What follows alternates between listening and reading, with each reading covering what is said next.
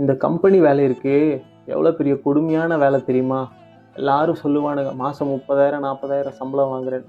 வாங்குறவனுக்கு தாண்டா அந்த வலி என்னன்னு தெரியும்.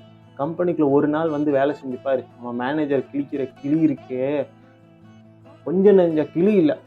மானாவாரியா கிழிப்பான். அந்த 30,000 40,000 சம்பளம் வாங்குறதுக்கு அவ்வளோ திட்டு வாங்கி அவன்ட்ட வேலை செய்ய வேண்டியதா இருக்கு. ஒண்ணுமே இல்ல. நல்லா வேலை செஞ்சிருப்போம். அது அவனுக்கு புடிக்காது. அத கூட குறை சொல்லுவான். ஆனா வேலையே செய்யாத தத்தி மாரி இருப்பான். அவன்லாம் என்ன பண்ணுவான்?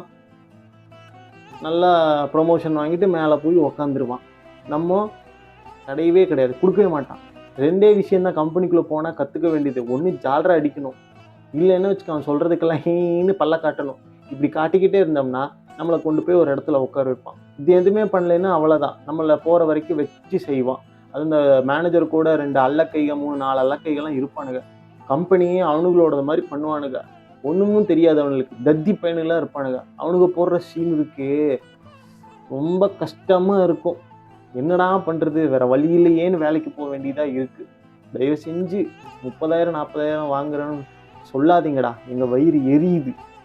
அந்த வேலை செய்றவனுக்கு தான்டா அந்த கஷ்டம் என்னன்னு தெரியும்.